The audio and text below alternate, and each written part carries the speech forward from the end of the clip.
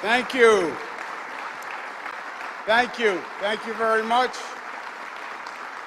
Thank you very much. Boy, what an excited, good-looking crowd.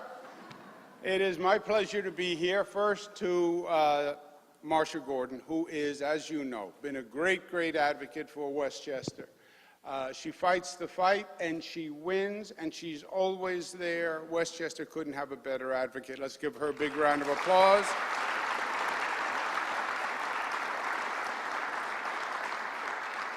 To Aliza Ozer and the Boys and Girls Club, thank you very much for hosting us. Thank you for having us.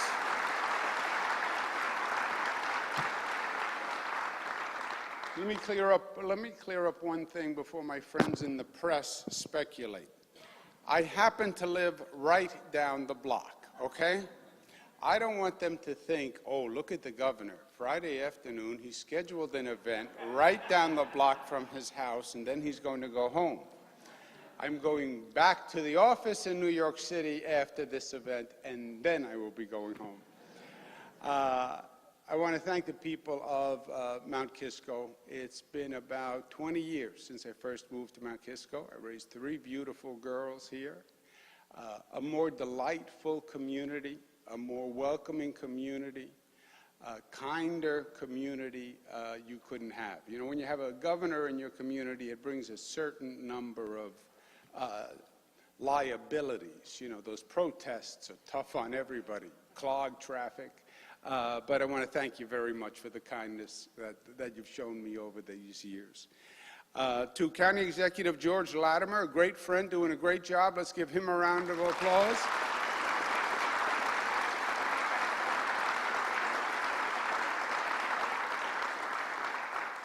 You still haven't done anything about that puddling in front of my house, George. It's been, yeah, you keep pointing fingers, you guys. It's a total, this is what drives people crazy about government.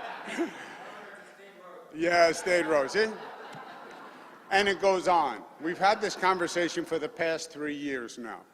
But County Executive is doing a great job. I want to thank him very much. And my colleagues in the legislature who are here today, starting with the Senate Majority Leader, Andrea Stewart-Cousins. Pleasure to be with you.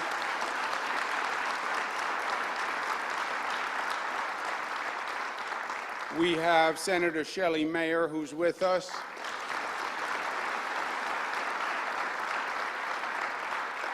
Senator David Carlucci. My Assemblyman David Buchwald. Assemblyman Kevin Byrne. Assemblyman Colin Schmidt. And we have the senator whose district we are in, who is a relative newcomer to Albany, but he's a true pro, and he's doing a great job, Peter Harcum, Senator Peter Harcum.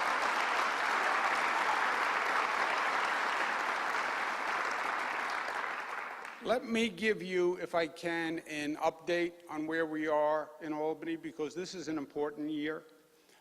In many ways, it's the most difficult year that I think the state has faced in quite some time, primarily because of the economy. It's not just about New York, it's the national economy, it's the national political situation, which if anyone in this room can figure out the national political situation, please explain it to me. But it is a difficult year, and what we do is going to be very, very important. We're about 6 weeks into the legislative session, about 1 month from the state budget. The state budget is a little deceptive in calling it a budget. It's not really just a budget. It's really the action plan for the whole year. The big initiatives that you're going to get done, you get in the budget. That's when everybody is focused. So that's coming up in a month, and we've had a good 6 weeks. We passed a lot of pieces of legislation that, frankly, a lot of people supported for a long time, bills that I supported for 7 years and just sat there year after year after year, have now become law and will make this state a better state, starting with the Women's Reproductive Health Act, which guarantees a woman's right to choose.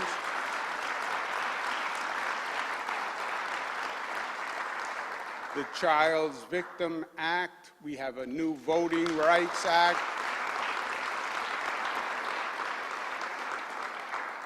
You can now actually vote in the state of New York with early voting, which is important.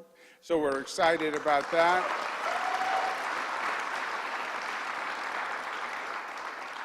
We passed a bill called the Red Flag Bill, which in many ways carries on New York's legacy on gun control. We passed the SAFE Act, which was the smartest gun control law in the United States of America. We did it right after the Sandy Hook shooting in Connecticut.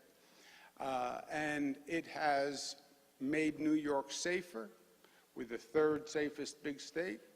And the Red Flag Bill takes it to the next level. What the Red Flag Bill says is if a teacher or a family member knows a person is in extreme emotional distress and might have a mental health condition that would make it unsuitable for them to have a firearm, they have recourse to go to a judge.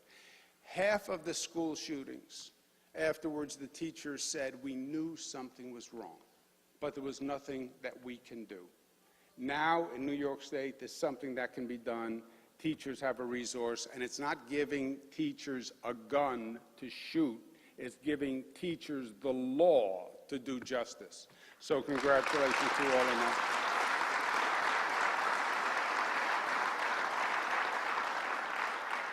And on the agenda still are important measures, and one of the most important measures is criminal justice reform.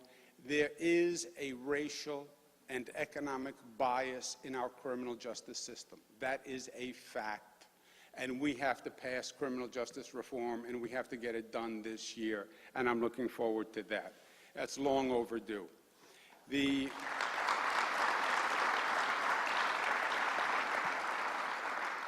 So we have passed many great laws that'll bring social progress to the state. We also have to focus on what has driven our state's progress over the past few years, which is getting the economy running and creating jobs. That is the bottom line. I like to say the economy is the engine that pulls the train. If you are not creating jobs, if you are not creating revenue, then nothing works. We want to do a lot of great things socially. You have to be able to pay for them. And to be able to pay for them, you have to have revenue. You want to have opportunity for young people to attract them here and keep them here. They have to know they have a future.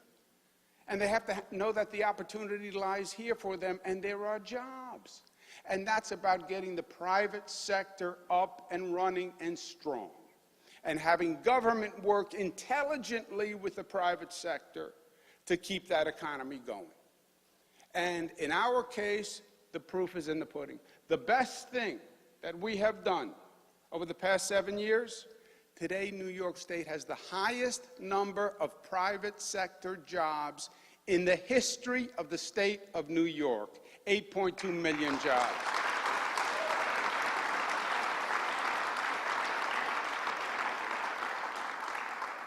And that is working, and that's what we have to keep working. The unemployment rate, when we started in the Hudson Valley, was 7.3%. It's now down to 3.9%.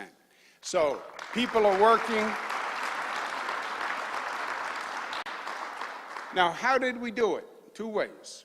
First, we invested in businesses, and we invested in transportation and infrastructure. And the way we did it is differently than we did it in the past. In the old days, you would have people sit in Albany and say, well, this is what I think they need in Westchester. This is what I think they need in the Hudson Valley. How the heck would they know what is going to drive the economy in the Hudson Valley? We flipped the whole approach.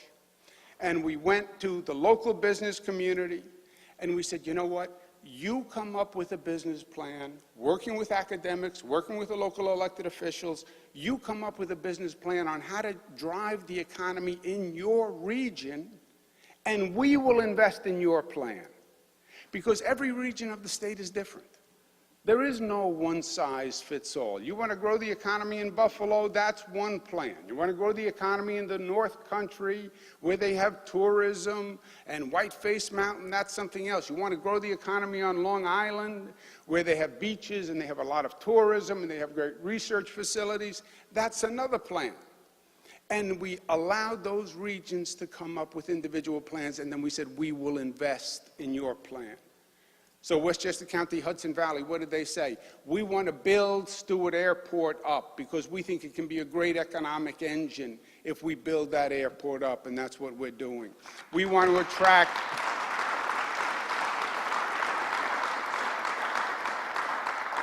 We want to invest with a company called Regeneron, which created 1,000 jobs in the Hudson Valley, Regeneron. We want to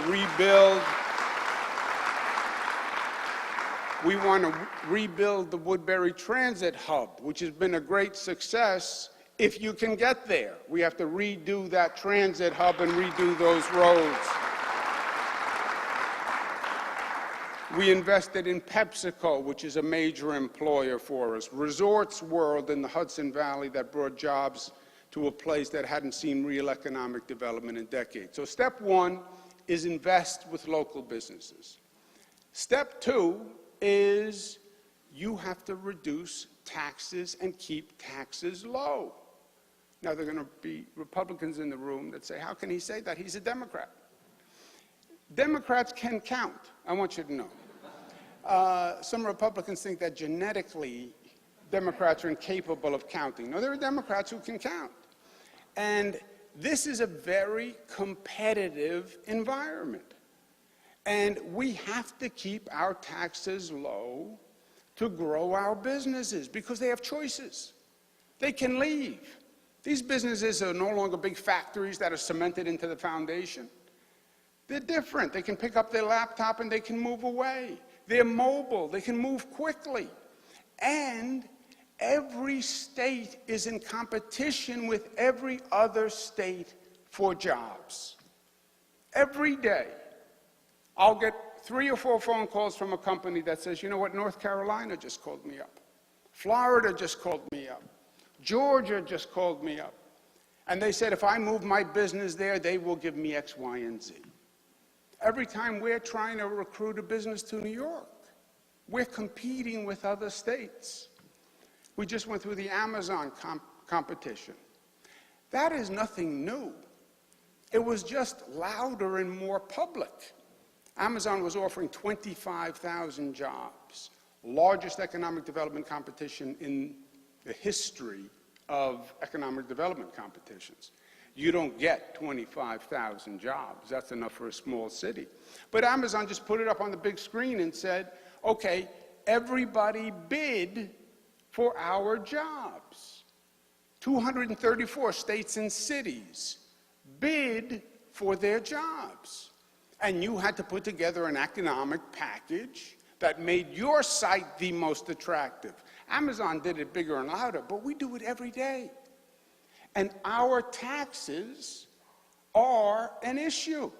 Every conversation I have, they say, well, you know, your taxes are high, this is this, cost of doing business. Now, we have a lot of assets on the other side. But we have kept taxes not only under control, but every New Yorker pays a lower tax rate today than the day I was elected. Every New Yorker pays a lower tax rate today than the day I was elected.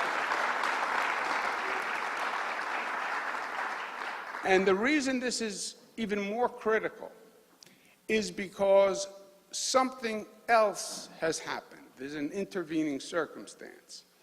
When Washington passed their tax bill a year ago, all the discussion was about the tax cut for the rich and the tax cut for the corporations, which I think was terrible. But that was the whole conversation. There was a little paragraph down in the bottom of the bill that nobody paid any attention to. And it was technical and it was boring. What it said is, this tax bill ends the deductibility of state and local taxes, now called SALT. What does that mean? And everybody went right past it.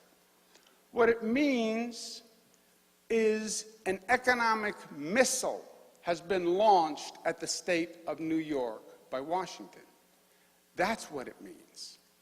It means that up until now, the way it has always worked is you pay your state taxes, you pay your local taxes, and then you pay your federal income tax on the difference. Under this bill, they tax the tax that you pay to the state and local government.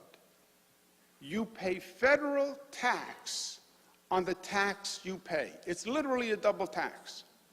First time since the federal income tax went into effect in 1861, signed by President Abraham Lincoln, who said the federal income tax shall be levied after state and local taxes. What did it do? It targeted primarily Democratic states. And it was a Republican president, Republican Senate, Republican House, and they did a tax bill that had the Democratic states pay more.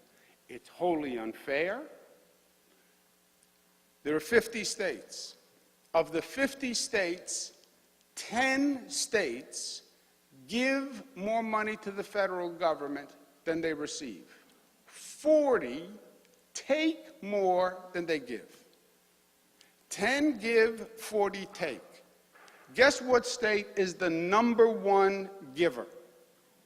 State of New York. We give $35 billion more to the federal government than we get back. This SALT provision increases the amount we give by $15 billion. What does it mean to me, all those big numbers?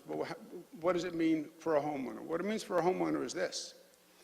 You paid $20,000 in property taxes. You're in the high federal bracket. Your $20,000 bill just went to $26,000. You pay $30,000 in property taxes. You're in the 30% bracket, just went to $39,000. This is a problem. This is a real problem for the state of New York. Our property taxes are the highest tax in the state of New York. FDR was very sensitive on this topic. And when people said to Franklin Delano Roosevelt, you know, I'm tired of the high taxes in New York, he would get very defensive, and he would say, it's not the state income tax, it's not me, it's the local property tax. Property taxes are 2.5 times what the state income tax is. And we have the highest property taxes in the United States of America. Westchester and Nassau go back and forth for #1 and #2 in the nation. Upstate New York, as a percentage of home value, the highest property taxes in the United States of America. So the federal government knew exactly what they were doing when they said, we're now going to tax property taxes. They knew they were talking about New York. And it is devastating. We're already feeling the pinch of it. Because if property taxes go up that high, you run the risk of taxing people right out of their homes. You can already feel it in the Westchester housing market. You can feel it in the Nassau housing market. People are starting to understand what this means, and they're starting to say, you know what, this is it. I can't afford it. And depending on your stage of life, you know, people will start to make locational decisions. We have to repeal this SALT provision. It has to be done in Washington. I'm working with Speaker Pelosi.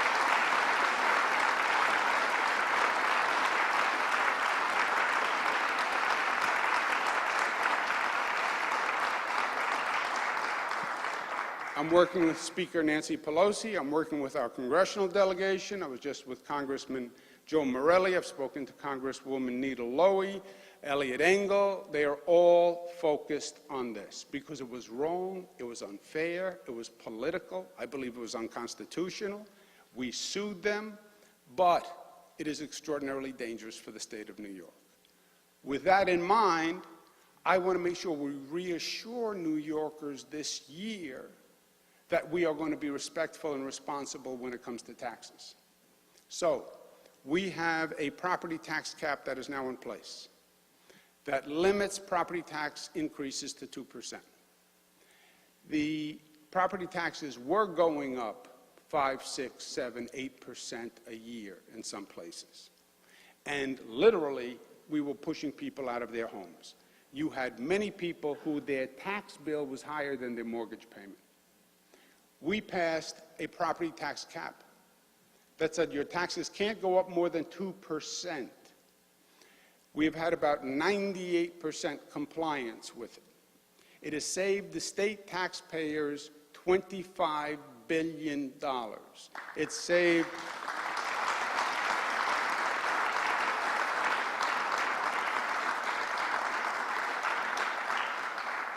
It reduced the tax bill in the Hudson Valley $9 billion taxpayers have saved.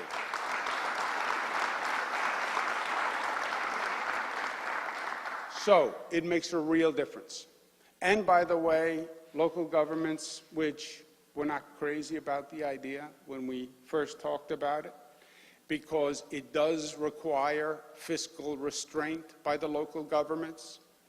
I said the state government would also live with a 2% year-to-year spending cap, but it has brought down spending. It's brought it down dramatically. I want to make the tax cap permanent so homeowners know I have security. My home property taxes won't go up more than 2%. And when this SALT provision is destabilizing them, let's say we're going to make the tax cap permanent. And don't worry.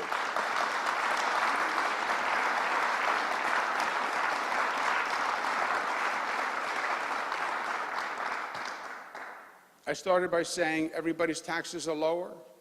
I believe it's time to give the middle class an additional state income tax cut. The federal government was very good at taking care of people at the top. Rich corporations, the richest Americans got a break. The middle class paid the bill. Let's do the exact opposite in New York, and let's do a middle-class tax cut, because it's the middle class that has been getting squeezed in this nation for the past 20 years. They talk about middle-class anger. Middle class, over the past 20 years, you look at their wages, they have gone down steadily compared to the rise in cost of living. The salaries have done nothing to keep up with the cost of housing, the cost of college, the cost of automobiles, et cetera. So I want to propose and pass this year a middle-class tax cut up to $150,000. The current rate is 6.85. We would reduce that rate to 5.5%. Up to $300,000, the rate is 6.85%. I want to bring that down to 6% and say to the middle class, stick with us. We know that you're having a tough time, but New York is on your side, and we're cutting taxes again.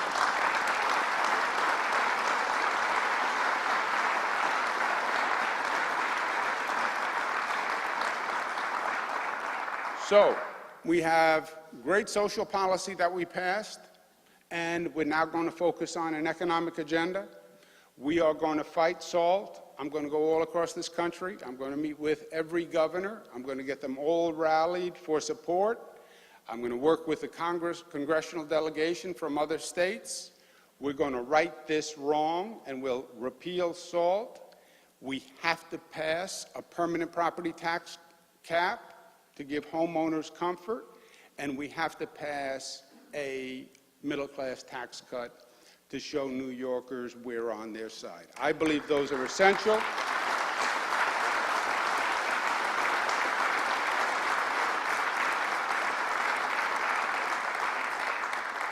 And I promise you this, I will not sign a budget that does not have a permanent property tax cap and a tax cut for the middle class, period.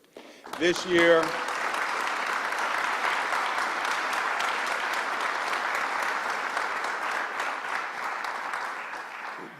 it's a little different.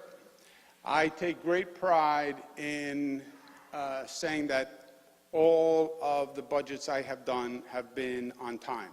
Budget's supposed to be done by April 1, and the state basically ignored it for many years, and it was like a joke, you know, at one point. But every year since I've been there, it's on time. This year is different because this year the economy is shifting on us as we speak. We had the economic forecasters come in yesterday to talk to us about the state's forecast and the national forecast. They say 40% chance there's going to be a recession in the near future. So this is an unstable economy. And getting the budget done on time is important. Getting it done right is more important. A state budget is complicated because you do two sides of the equation. You don't just do expenses, you have to project what the income is going to be and what the economy is going to do. To do that, you have to project how the businesses in your state are going to do for the next year because the state taxes come from a percentage of that business. So it's very complicated. And I would rather be right than be on time. Because when you're wrong, then what you have to do is come back in the middle of the year, redo a whole budget, go back to school districts and say, whoops, sorry, you're not getting X, you're really getting Y. And if we cannot pass a smart, fiscally responsible budget on time, I won't. But I guarantee you this, the budget, whenever we do it, is going to be right. And this is a difficult period for the state. We do have challenges, but one thing we have proved is you give us a challenge, we will figure it out, and we will come back stronger. And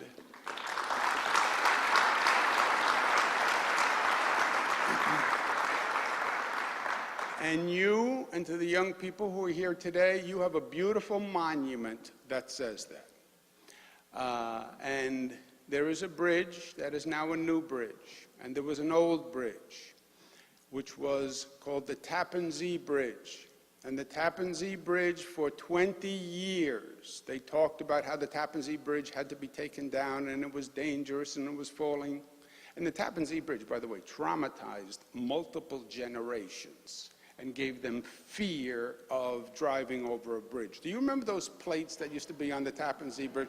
They'd have these big metal plates, and you would drive over the plate, and the whole plate would shake, and you would watch the car in front of you go over the plate, and you would see the plate would do like a dance, and then you see a little light between the plate, and then you say, that's it, I'm going down, my luck, what do I do? Do I take off my seatbelt? Plus, the elected officials were all saying, the bridge is dangerous. We have to build a new bridge. They said that for 20 years, except they never built a new bridge. So you drove over this dangerous bridge for 20 years. Well, why didn't they do it? Because they didn't think they could. Because it was too hard, it was too complicated, and there were going to be lawsuits, and there's opposition, and some people want a red bridge, and some people want a blue bridge, and some people want a yellow bridge, and some people want a tunnel, and some people want boats, and you don't need bridges, and we can fly, you know. It's New York, so everything is hard. And they talked, because talk is easy, so they talked about it, but they didn't do it. And we said a couple of years ago, we're actually going to do it. We're actually going to do it. People said, just like the other guys said they were going to do it. You're not going to do anything. We did it. We did it. It was hard. We did it. We did it on time. We did it on budget. It's there.